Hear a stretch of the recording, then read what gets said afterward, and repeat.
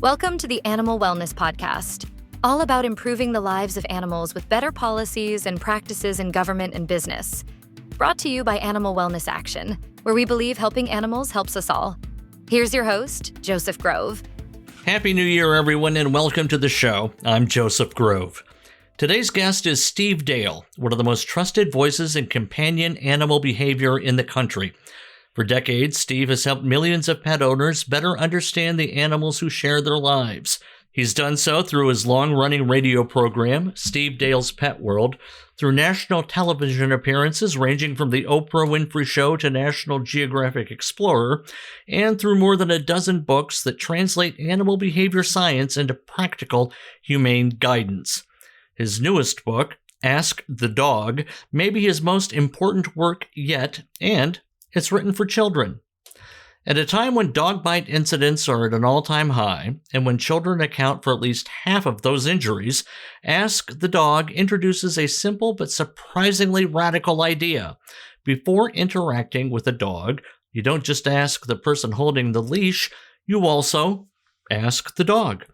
Through the story of a young girl named Morgan and her dog Hazel, the book teaches children how dogs communicate through body language, how to recognize when a dog is saying yes or no, and why respecting those signals matters. At its core, this beautifully illustrated book is about consent, empathy, and safety.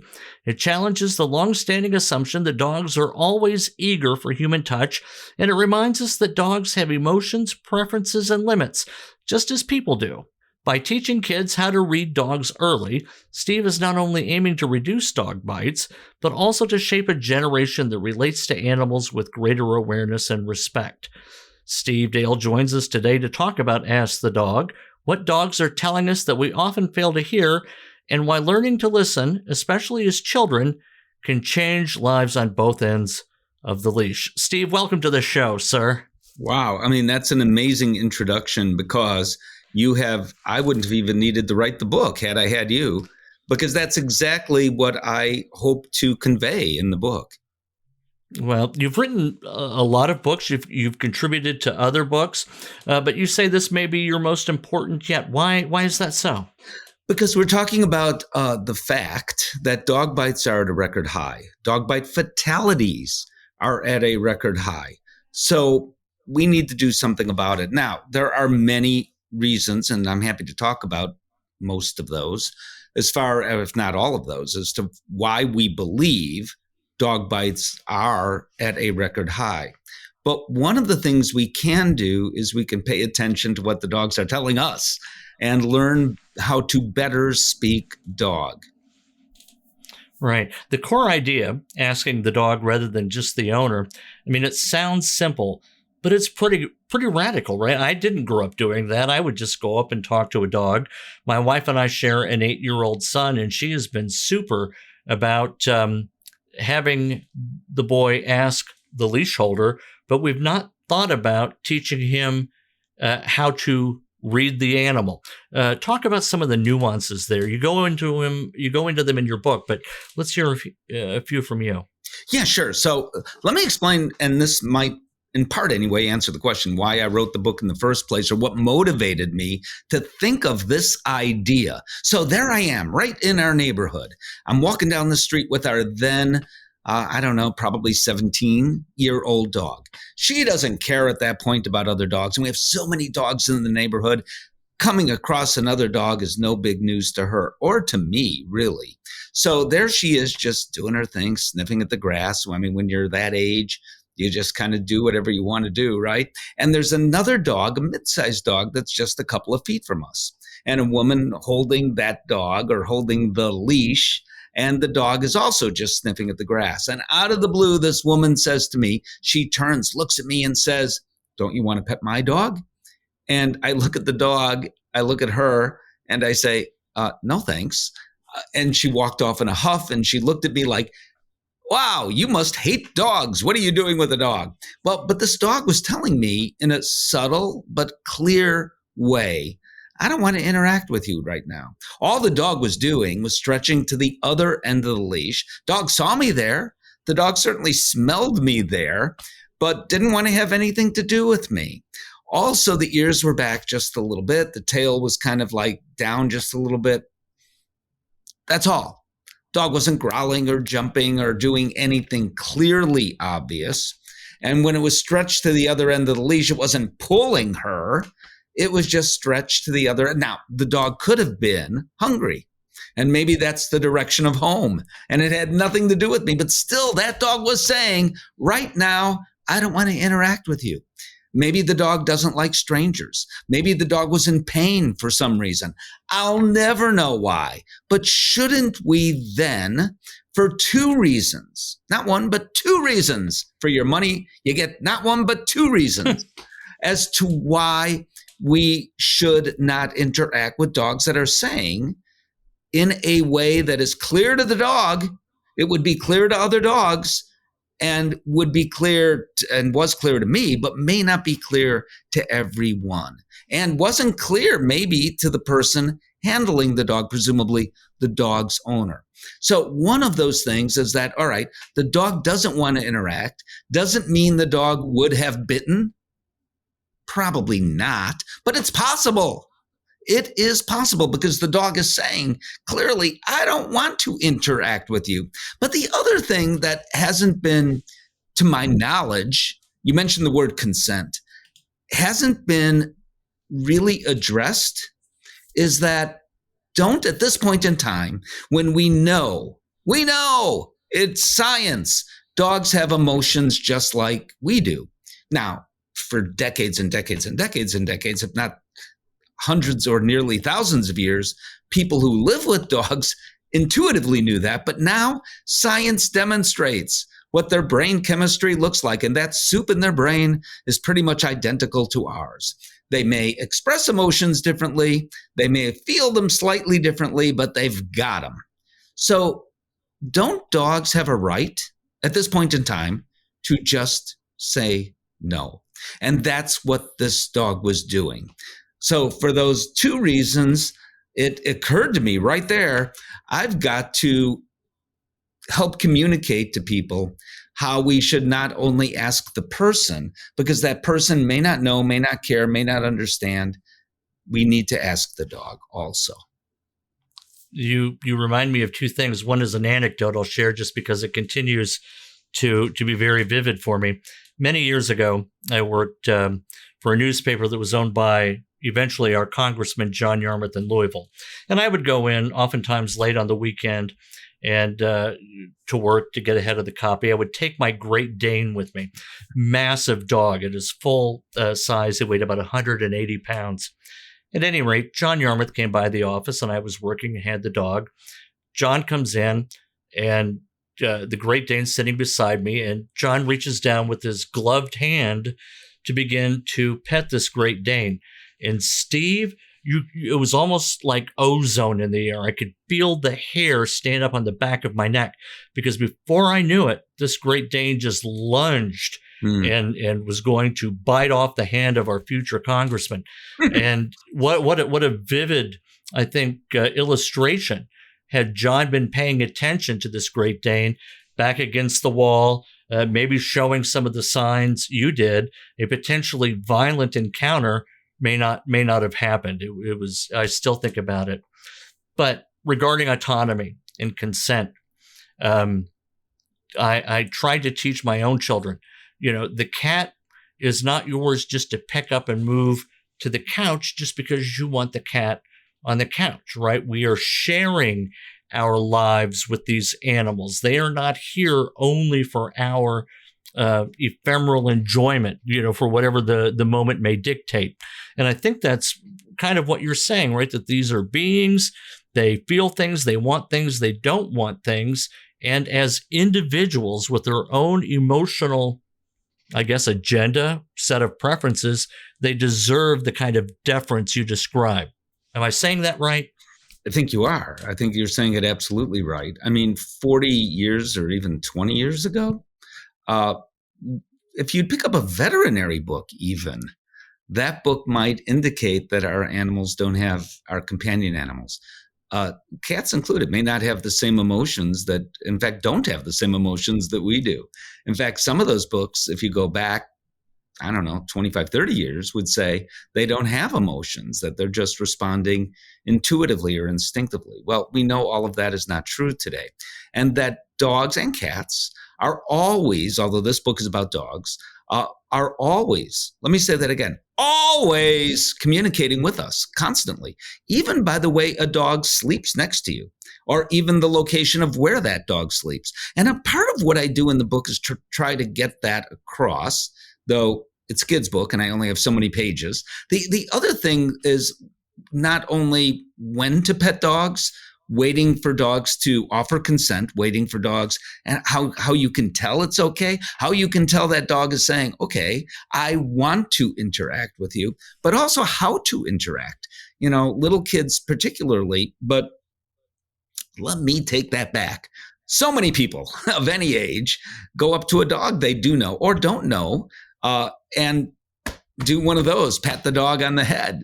Dogs hate that, and we've all been taught, put your hand out there, right? Put your hand out and then the dog will know, right? And as I do this, you're probably backing up, just watching this, right? Can you imagine putting your hand? It's amazing how tolerant dogs are. We don't need to put our hands in their faces. We're asking, in theory, for trouble. Dogs can smell us, I can assure you, and they can see us, assuming the dog has eyesight and the dog is not particularly elderly. But no matter, the dogs can smell us. And if you're 2 feet away from that dog, the dog can smell probably even what you had for lunch, can smell who you've been with. They may not be able to identify that person or how you've been with them. That's none of my business or the dog's. But they know. Their sense of smell is 40,000 times more than ours. So we can't even exactly understand what that looks like or what that smells like, to be more specific. So we don't need to put our hands in their faces anymore. Right. It's an act of aggression for humans. It's not far-fetched to assume that would be an act of aggression for the animal. When I meet somebody, I don't go stick my hand in their face or immediately reach for them. You wait for that. What you just said is key. You wait for that. And when I do behavior consults in a home, and I don't do that many anymore, it's mostly for people I know, but 2 reasons why I haven't been bitten. One, pure luck. But the other is I wait for the dog to make those calls. And it's not only a matter of dog bites, and I'll add cats in here too. So when you have, and I know, Joseph, you have these on a weekly basis, a swanky dinner party, and you have all those people over, the one person your cat goes up to is the person who wants to have nothing to do with cats, because it is offensive in the world of cats, often in dogs, I'd suggest often in people, to be overly effusive and to reach out. And that's what people tend to do because they may love animals. And that's wonderful that they love animals. But the animal doesn't know you. So some dogs and many dogs and some cats can care less. I mean, they want to meet new people all the time and they are happy to have you reach out. But others, not so much. And that's perfectly understandable, if not normal behavior. You're listening to the Animal Wellness Podcast. We'll be right back after this quick word from our sponsor. This is Wayne Pacelli with Animal Wellness Action. We depend on countless people like you to support our fight for animals. Join us today by donating to further our campaigns to spare countless animals from cruel and needless pharmaceutical tests. Put an end to animal fighting, liberate farm animals from extreme confinement, and so many others. Become a donor at any amount. Visit animalwellnessaction.org/donate to join our fight against animal cruelty of all kinds. That's animalwellnessaction.org/donate. Thank you. Now, back to the Animal Wellness Podcast. I had a Chihuahua for many, many years and would occasionally, it wouldn't be walked, so I would carry her around a bit. And it always made me so nervous when people would just assume that this Chihuahua cute as she was ready for that reach out. And you know enough, I'm sure, about Chihuahuas that's not a thing Chihuahuas typically like, is strangers coming right up to them. And it made me nervous because she would growl and snap. Now, I'm describing both my Great Dane and my Chihuahua, and the dichotomy of those two breeds probably raises your eyebrow. But I certainly am describing two dogs that were irascible and not necessarily the most human-friendly. And maybe that is the dog adopting some of the owner's personality. I don't know. I don't know, Steve. I mean, in truth, I was going to scold you a little bit because, I mean, many Great Danes are, of course, in fact, I suggest most, assuming they're well socialized, well bred, they're quite friendly, and they need to be at their size. Chihuahuas, you know, the world looks like a really big place when you're really small, and that can be intimidating. That's an issue.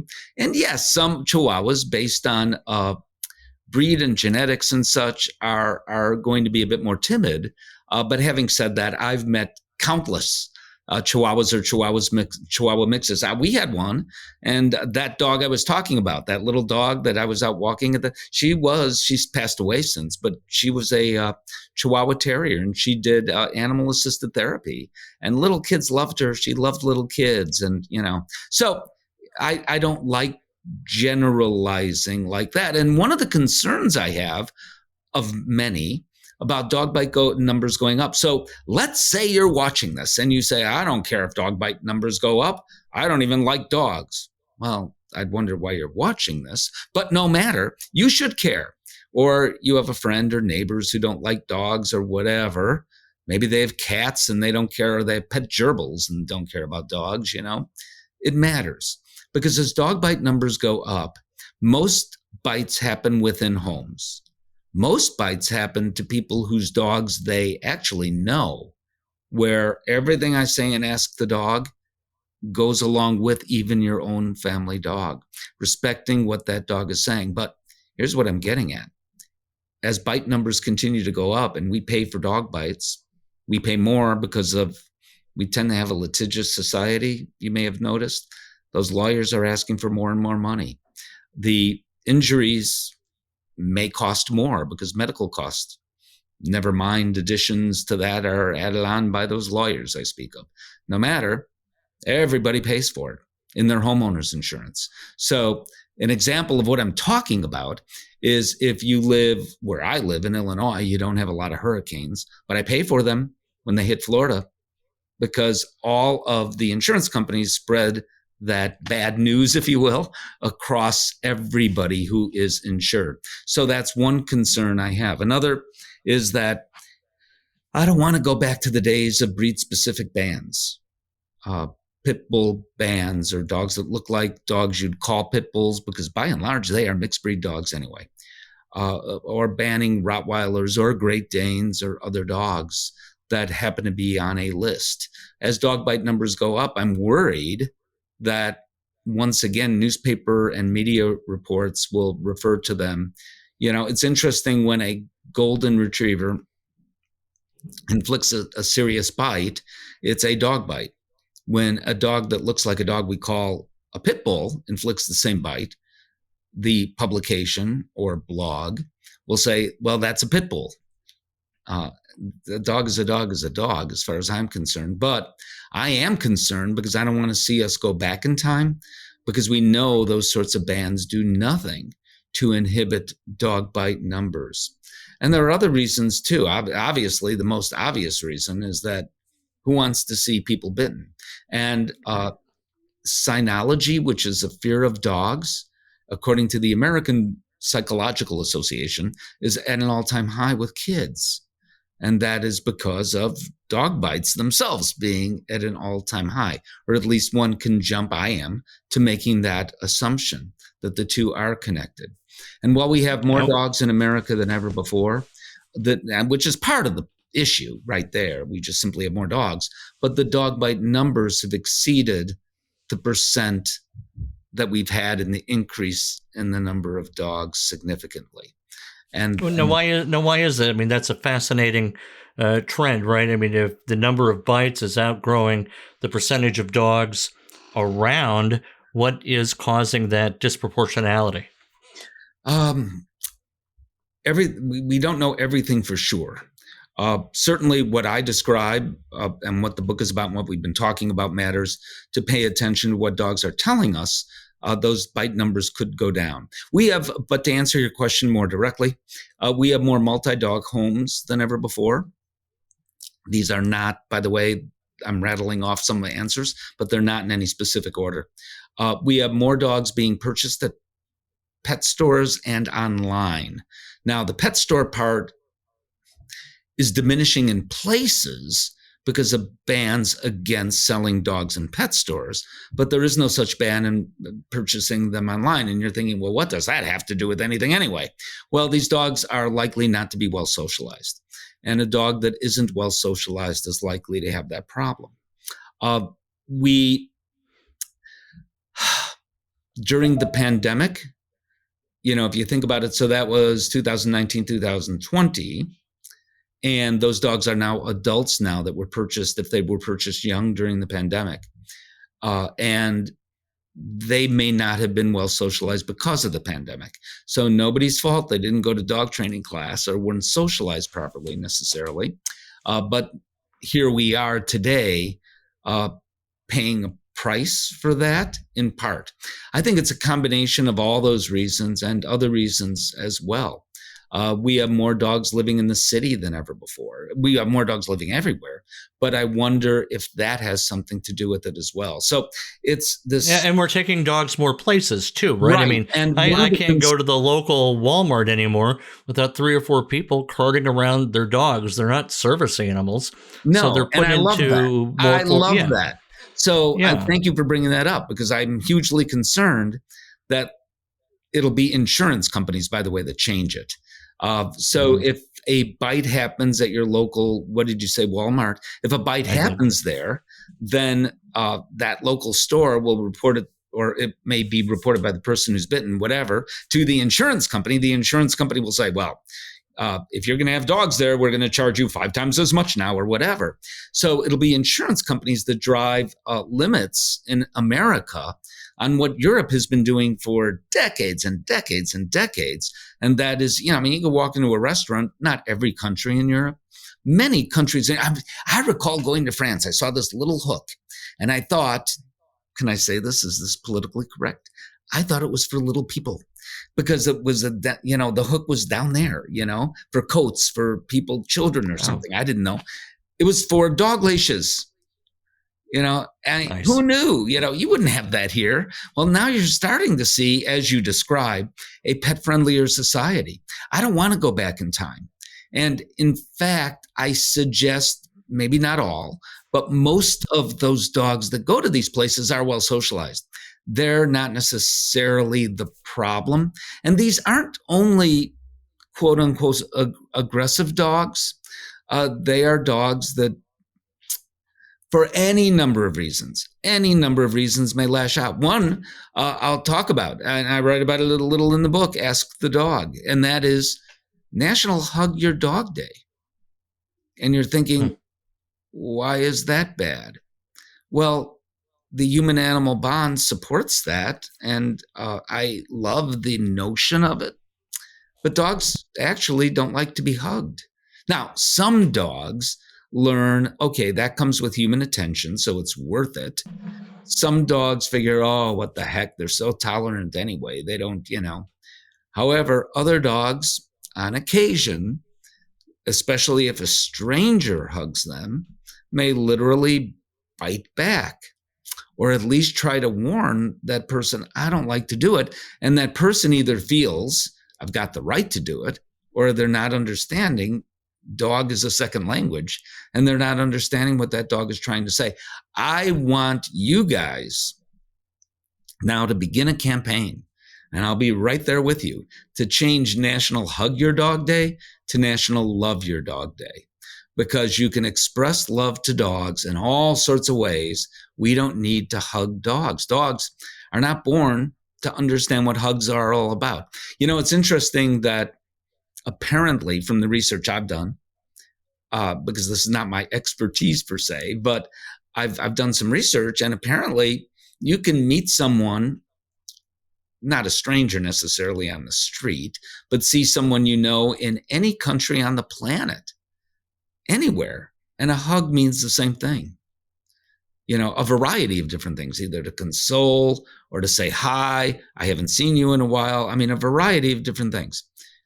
And we don't need to translate that because it's the same, because we are born as primates, as gorillas and chimpanzees and bonobos and orangutans, and also gibbons and many monkeys, to hug. It's what we do. But dogs are not primates, and dogs don't do that. They express affection in many other ways. They console. They do all those things, but they do it in other ways.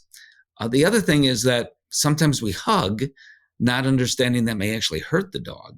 As you point out with your Chihuahua, I mean, dogs aren't as big as we are by and large, and it can hurt, so you would be careful to hug someone who is fragile, and an older dog in particular, maybe.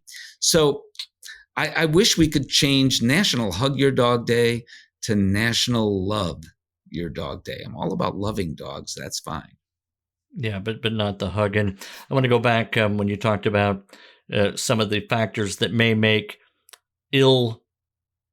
bred or ill-weaned dogs a little bit more irascible. And that was certainly the case with the Great Dane I had mentioned. So I'm feeling a little guilty that I may have unfairly besmirched what you're absolutely correct to say is generally a gentle giant of a breed.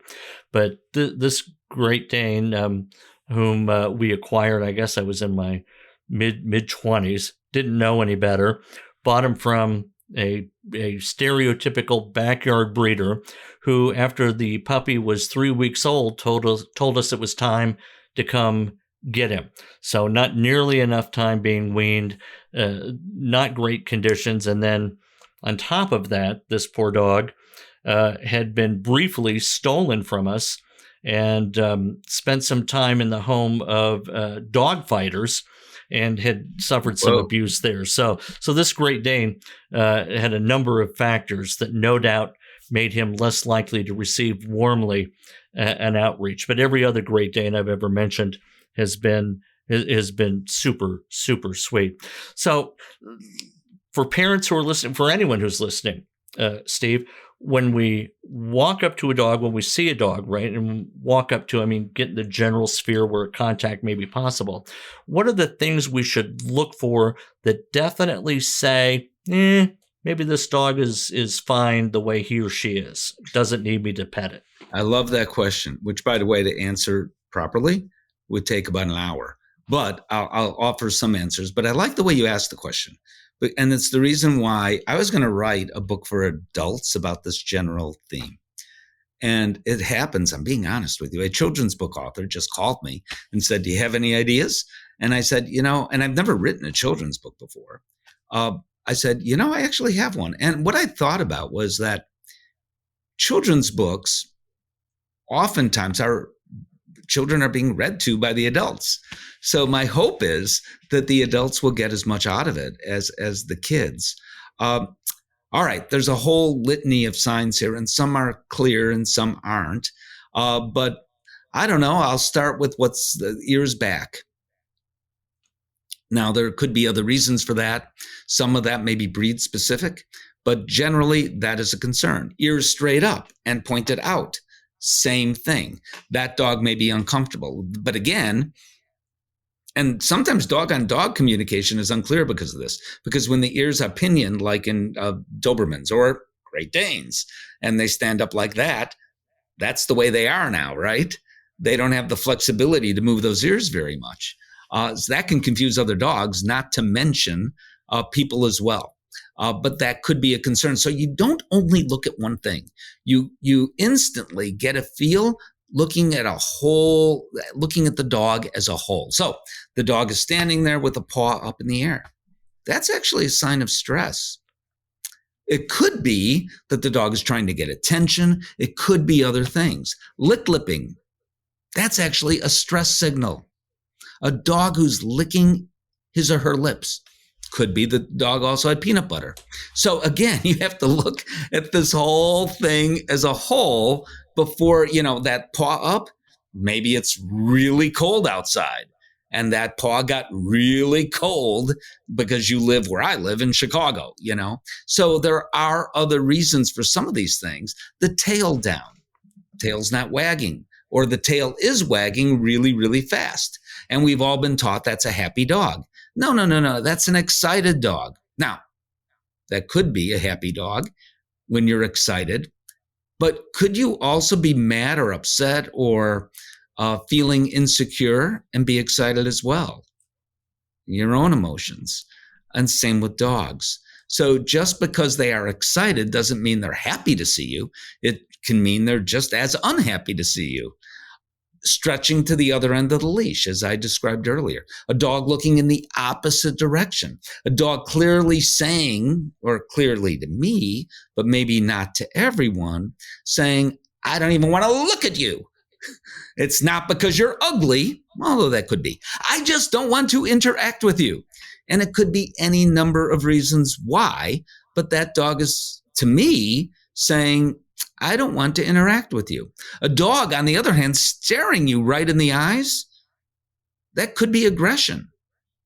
But it could also be a dog that knows you, that is saying, please come and say hi to me.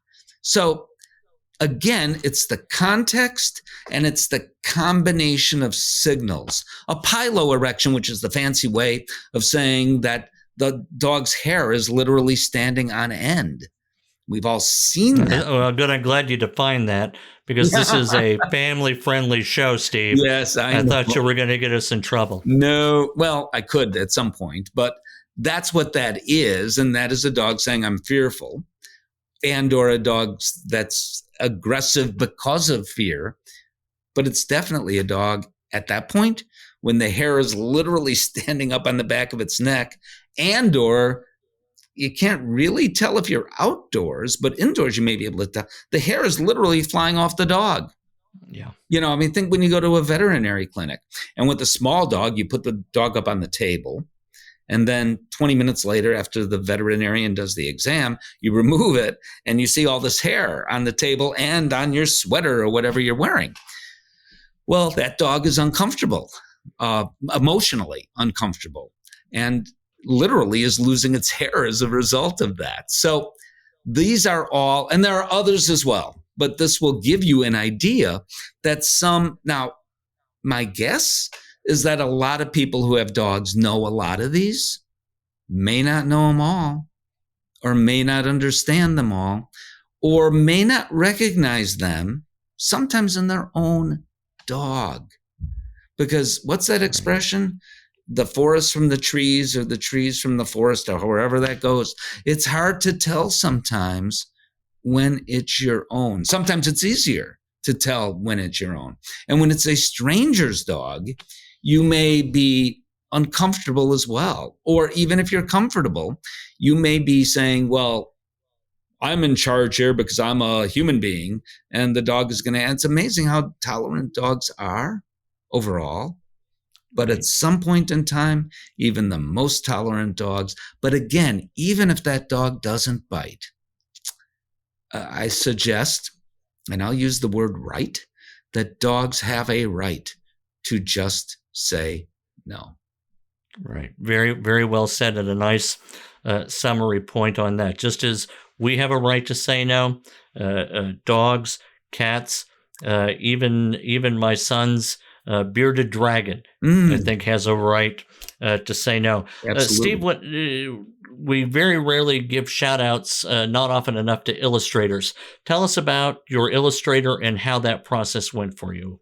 Oh, that was fun, and different for me because I'm not done a kid's book, as I said. So Shelby Kohler is the name of the illustrator. And I think she did a wonderful job as I hold up the book. I would say on occasion, the dog's tail should be that way, or the dog's ears should be that way. And she proceeded to follow exactly what I was looking for. So the publisher chose the illustrator, and I think she chose really, really well. And by the way, the book is available, yes, on Amazon and lots of places where books are sold, but you get a better price, and I'm all for that.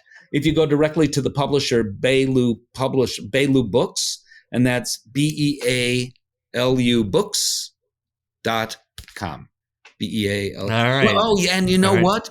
The people one more thing, because yes, but this, I couldn't believe the people that said Dr. Patricia McConnell is the GOAT when it comes to animal behavior. And it's like hearing Tom Bradley say, you know what? You don't throw a bad football. I mean, she's incredible. And she did the foreword to the book. I understood that Dr. Jane Goodall would have written a blurb or had done the foreword. She passed away, but I used a quote because I had interviewed her several times. So I used a quote that was relevant as well. Dr. Mark Bekoff, speaking of Dr. Jane Goodall, who often works with her, collaborates on books, and I think they together have a children's book coming out next year. He wrote a blurb as well. Dr. Marty Becker, who I believe who I know is the most significant veterinarian in my lifetime to make a difference for our animals, wrote a blurb for the book. And for the first time ever, I think, on the planet, the American Veterinary Medical Association, because they're asked this sort of thing all the time, said, you know what? Our policy is not to do this, but they did. And they wrote a blurb too. So maybe I'm onto something that all these people did this. Thank you for listening to the Animal Wellness Podcast. Please be sure to subscribe so you don't miss an episode, and follow Animal Wellness Action on Facebook, X, Instagram, and LinkedIn. To stay current with all of our news and information and to take action to help animals, sign up at animalwellnessaction.org. Until next time, remember, helping animals helps us all.